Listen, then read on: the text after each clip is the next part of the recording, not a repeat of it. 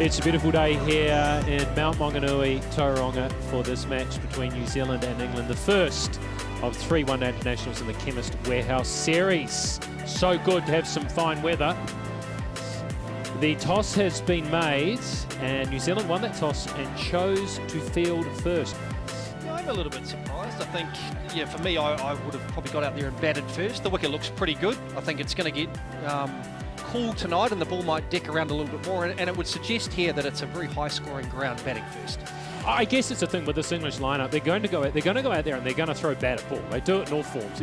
I mean, the top 6 are all Test players, but they'll probably bat the same way in Test as they will apply themselves to this one-day game. It's a chance to get a little bit of time in the middle, more so than a T20 game, but there is power in that top 6, and that's what New Zealand has to subdue first and foremost. Yeah, a lot of all-rounders, Curran, Overton and Cast. Great to see Joe Root back in New Zealand, such a fantastic player.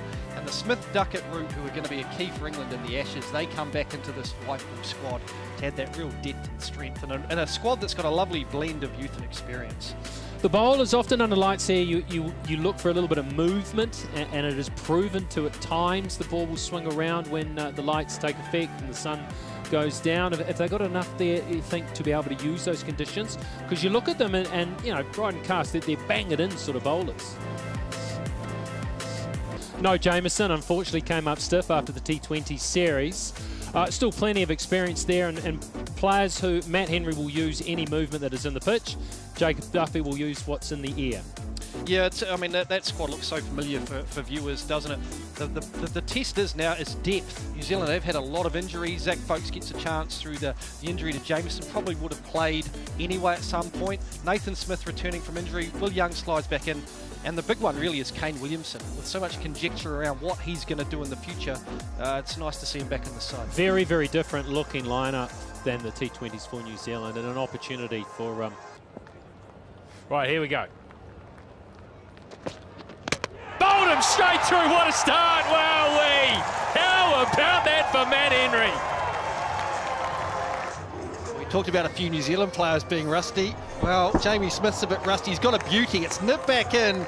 He hasn't done too much wrong, just left a little bit of a gap. Edge taken. Yes, that's a goodie. Latham committed. He didn't get it perfectly, but he did it well enough. And that is the perfect line and length from Folkes. That is an absolute jaffer.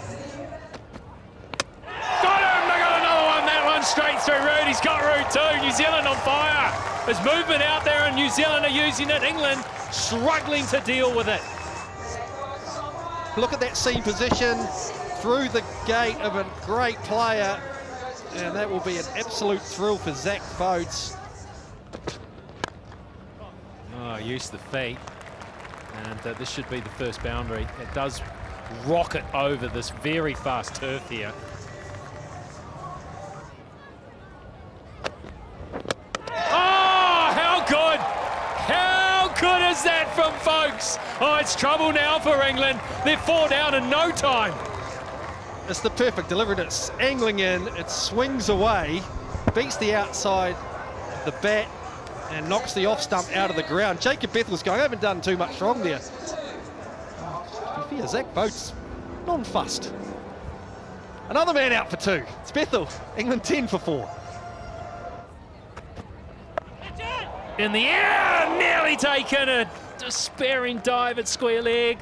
It was in the air for some time. It'll dribble into the boundary. It's a straight delivery, and it was a half volley, really. This one has been pumped down to the long-on boundary for 4. Whoa, hello. That has been sent. That has gone out of the ground by Harry Brook. Said he was going to play his shots. On the drive, that's beautifully played too. Full face of the bats, another boundary to Harry Brook. Edge taken, good catch, diving away. Tom Latham does it again. Square leg still up inside the circle, and Brook has gone for this one. Tonked it over mid-wicket, that'll be another 6.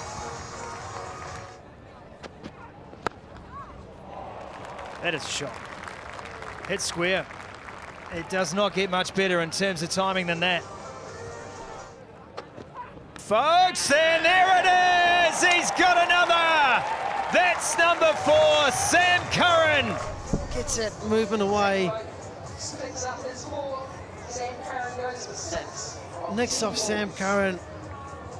Just outstanding spell of fast bowling. Clipped away leg side, finds space. There's Harry Brook. Big chase for Rachin Ravindra, big boundary. The timing once again, good enough from Brook. And it'll be 4. Bludgeoned away on the onside. Pretty handy Overton, actually. Skied in the deep, it's gone all the way, gets up on the breeze. A little bit of luck for Harry Brook. Goes after that, does Overton. Puts that on the bank. Oh, backs away, that is punished. Should race away for 4, will. Stand and deliver. Clubs that one leg side. Strange in cricket, how things can go full circle at times, but yeah, Mitchell Santner just dropped this one fraction short. Or skews into the offside, and he does well. Daryl Mitchell. Hard in mouth moment, but grabs it on the rebound. Slow ball from Jacob Duffy. Change of pace into the surface. Good length, and Overton just trying to work it into, and what a second grab by Daryl Mitchell. Had to jump, lead. Almost just mistimed the jump a little bit. Palmed it up and then goes 2 and 2. Bang, bang from Jacob Duffy.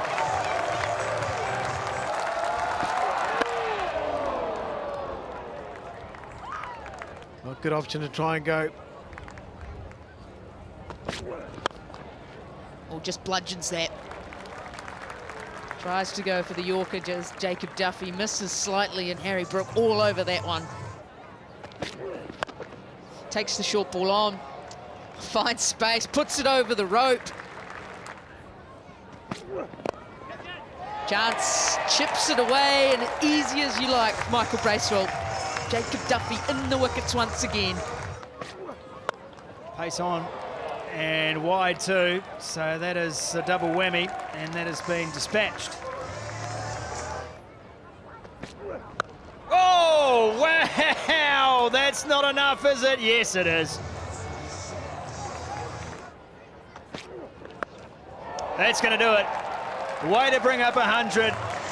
That is Harry Brook's 4th 100 in all formats in New Zealand. He joins a big list too. Now that's Sky, but it's over the top, and it will carry a long way all the way. That's modern cricket for you. Oh, what do you say now? Talk yourself up. Give yourself a compliment.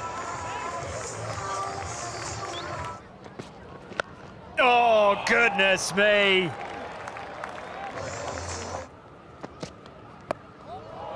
Gone after that. It's into the breeze.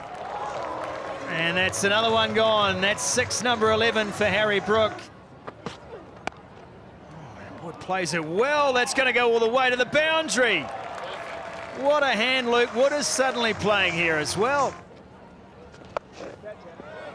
Gets hold of that, not enough. Santner does the job, and Smith dismissively throws the ball down. That'll do it.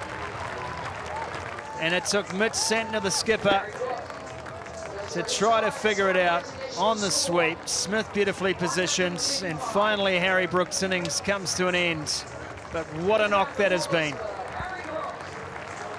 Yeah, just look at that scorecard. Yeah, really good effort from Overton, 46, but Harry Brook, 135 from 101 balls. When you look at those above him and those just below him, you think, what happened there? Because it was difficult. It was difficult. The ball was moving around, and he, from the minute he got out there, it was like, what seam movement, what swing movement, what a brilliant display from the English captain.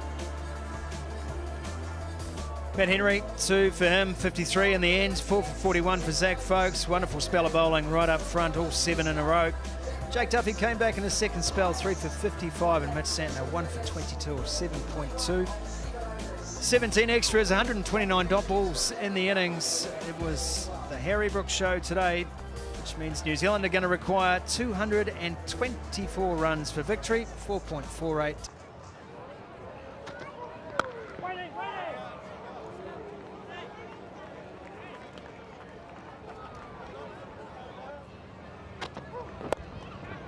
In the air, but timed beautifully. Placed well enough. Wow, that sounded good. That sounded really good.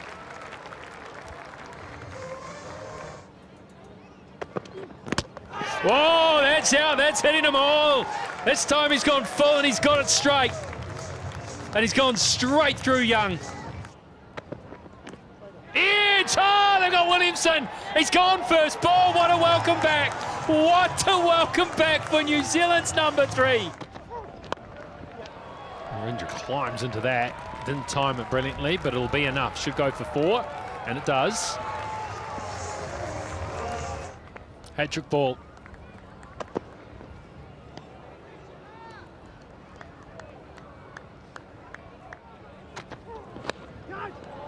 Gone! They've got the outside edge here, and Ravindra's gone now. Nicely pushed down the ground. He loves it there, Latham. That's one of his strengths in all forms. Just seems to understand the conditions well, and Mitchell on the swivel will dispatch that through mid-wicket for 4. Oh, shot. Thank you, Darryl, for changing the subject. That's right on the front pad. Go on, Sean Haig says you're out. He's going to turn and there'll be a brief conversation. Oh, yes, no, down. I think it did carry. It has to go down as a chance. This will be interesting. Root pretty deep there at first slip. I think he knows it's carried.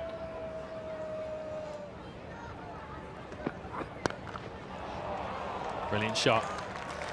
One opportunity to whistle it away on the onside. Bracewell, he is strong in that area. Gotcha. What a shot that is. He's played a couple of beauties in the last over too. Bracewell.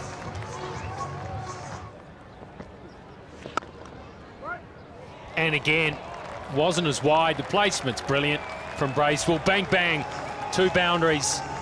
And a shot of confidence. Beautiful from Bracewell. Excellent timing, straight down the ground.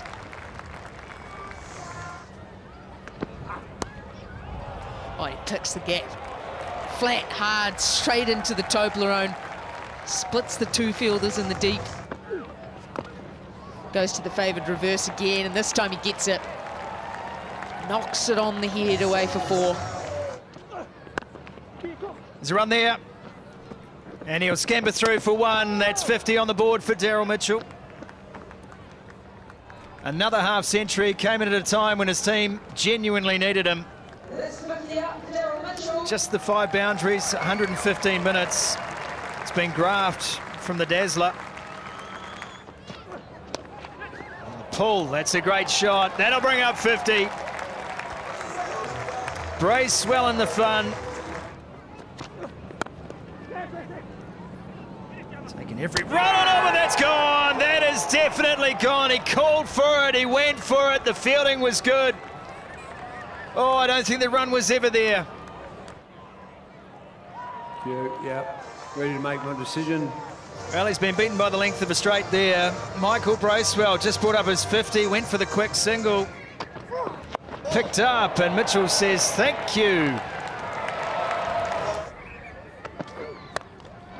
It's a free hit. Mitch Santner says thank you very much. 1 bounce 4. Smashed away for 4. Oh, yeah. It sat up there and it asked for it. Santner's eyes lit up and he spanked it for 6. Straight again, and straight enough to beat the 2 players out there, and long enough as well. That did not have much elevation on it. Oh, and again, this is very, very high. They're looking at it, they're looking at it, they're lining it up, and they take it. He can't do it. He can't go bang, bang. He's gone bang, bang and out. There he goes, straight. He'll pick up 4, isn't it? Well, no, he'll pick up the lot. No, it's a shocker. It's a shocker. It's a gift to finish the over. One bounce in the fence, and Daryl Mitchell, who was so full of fight, he was needed to fight for New Zealand today as wickets went. Sort of an innings, a game that you needed to be there to understand it, I feel. 223 in the end was quite a remarkable score from England. And New Zealand, it looked like they were going to struggle for some time there, up until the last maybe sort of 3 overs where the game just disappeared very quickly. I thought England hung in there and defended a small total as well as they could. But in the end, New Zealand won it by 4 wickets. And the most important thing for them is they have a W. They have that winning feeling, which has just been eluding them due to weather and also a very good Australia and England side in the T20s recently. So they'll be thrilled to get across the line in this one.